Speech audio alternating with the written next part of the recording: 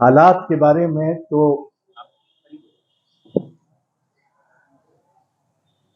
आपको हमारे जानकार दोस्तों ने पूरी तरह से बता ही दिया है। मुझे ये सोच के बड़ी हैरत होती है कि हम एक ऐसी दुनिया में पहुंच गए हैं जहां के राजनीतिक नेतृत्व में कोई नैतिक बोध नहीं रह गया, कोई नैतिक विवेक नहीं रह गया। संयुक्त राष्ट्र में जो प्रस्ताव पारित हुआ वो तो 120 देशों,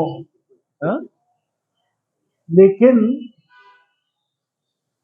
120 देशों द्वारा पारित प्रस्ताव की खुल्लम खुल्ला धड़ल्ले से इजराइल उपेक्षा कर रहा है और इस पर वो देश के सारे नेता भी, उन देशों के नेता भी चुप हैं जिन्होंने इस प्रस्ताव में हिस्सा लिया। मैं लंदन में था जब यकायक मुझे टैक्सी वाले ने कहा साहब यहाँ के बाद हम नहीं जा सकते चेयरिंग क्रॉस। तो हमने कहा भाई क्या हुआ? उन्होंने कहा साहब एक डेमोन्स्ट्रेशन हो रहा है और सारी बसें और टैक्सी सब आगे नहीं जा सकती, तो आपको पैदल जाना। बहरहाल वो डेमोन्स्ट्रेशन था इजराइल के विरुद्ध और पैलेस्टाइन के पक्ष में। वो इतना बड़ा था कि ट्राफल्गर स्क्वायर के पास जितनी सड़कें आती थी वो सब भरी हुई और उनमें चलना भी मुश्किल हो रहा। ये इतवार की बात। सोमवार को फिर एक डेमोन्स्ट्रेशन हुआ, वो इतना छोटा था, इसके मुकाबले शायद 10 गुना छोटा, और वो इजराइल के पक्ष में था। तो ये स्पष्ट है कि इस समय संसार में एक विचित्र विडंबना है।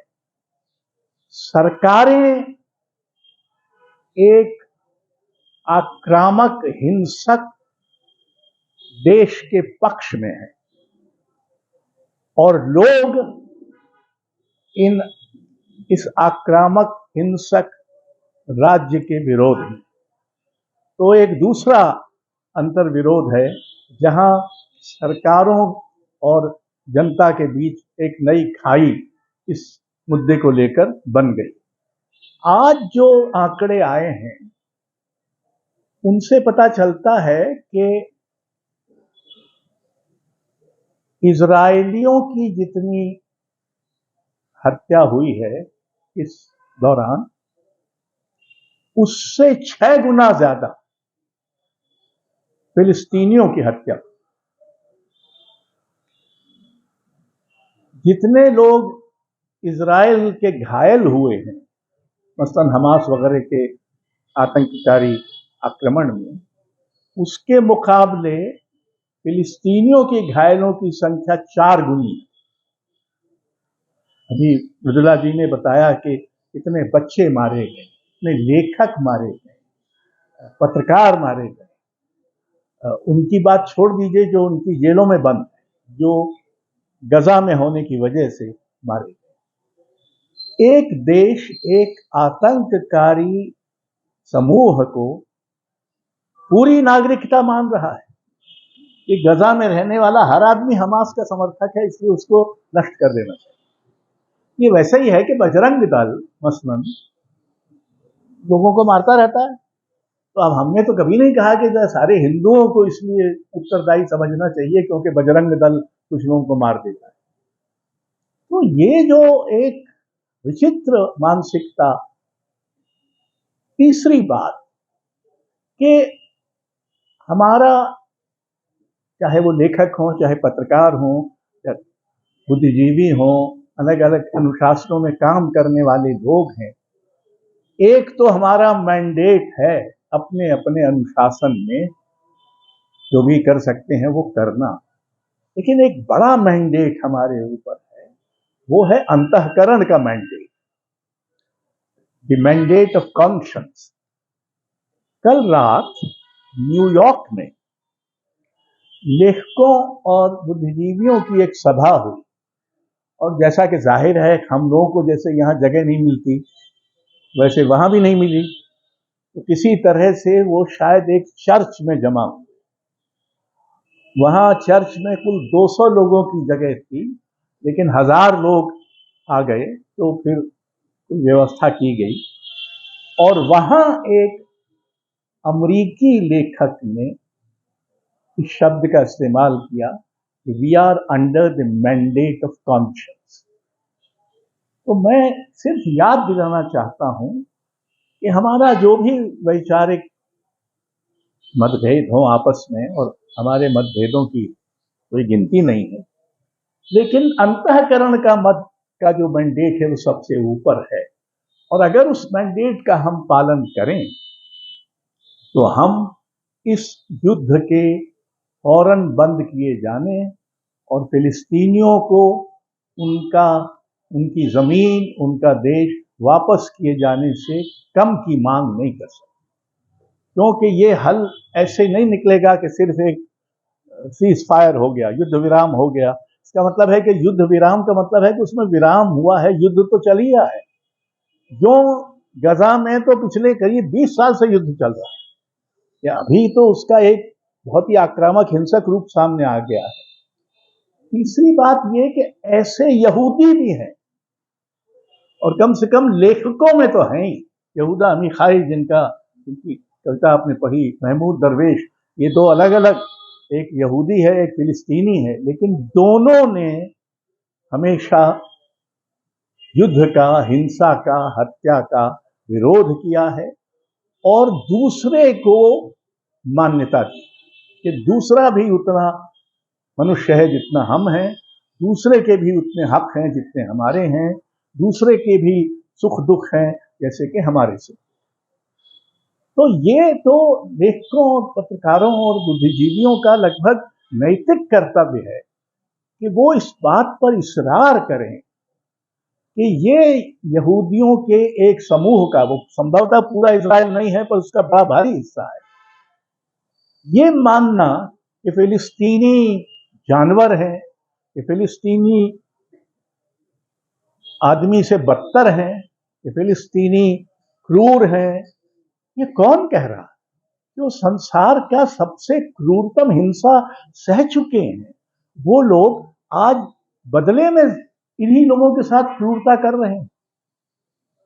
मैं जो पांचवी बात कहना चाहता हूं कि संसार में क्रूरता का भूगोल बहुत फैल गया, इसके कारण जो भी हों, और तरह तरह की विचारधाराएं और मुक्ति कामी आंदोलन इस क्रूरता से बचने का उपाय नहीं खोज पाए। और ये क्रूरता के जो विभिन्न संस्करण पैदा होते हैं, हम इस देश में उनके तमाम संस्करण लगभग रोजीना देखते हैं। वाघ हिंसा है और सामाजिक हिंसा है।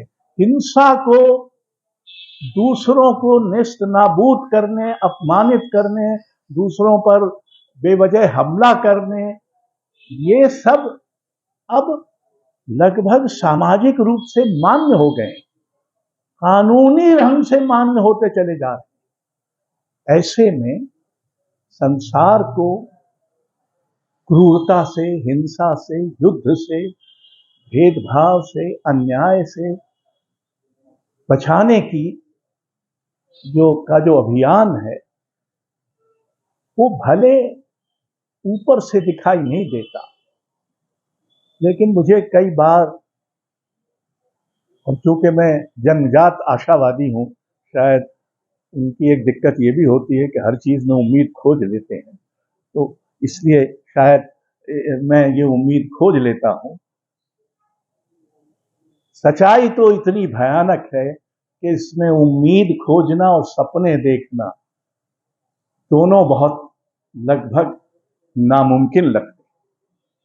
लेकिन चूंकि हम लेखक हैं, क्योंकि हम मनुष्य हैं, और क्योंकि हम नागरिक हैं, और क्योंकि हम इसी संसार में रहते हैं, इसलिए ना तो हम उम्मीद करने से अपने को रोक सकते हैं और ना ही सपना देखने से अपने को बचा सकते हैं। और ऐसी हालत में हमको ये याद रखना होगा कि इस समय जो आवाज हम उठाएंगे वो आवाज सिर्फ कुछ लोगों को या कुछ वारदातों को बचाने की नहीं होगी। वो आवाज एक ज्यादा व्यापक लक्ष्य जो हमारा हो सकता है उसकी होगी। यानी मनुष्य को, मनुष्य मात्र को बर्बर होने, क्रूर होने, हिंसक होने, युद्धरत होने, घृणास्पद होने, घृणा फैलाऊ होने, धर्मांध होने, सांप्रदायिक होने, जातिवादी होने, इन सब से बचाने की कोशिश में आवाज। तो मित्रों, जैसे भी हो, उम्मीद का कोई रास्ता नजर न भी आता हो और ख्वाब की कोई जगह भी न बची हो, फिर भी हम आवाज उठाते हैं।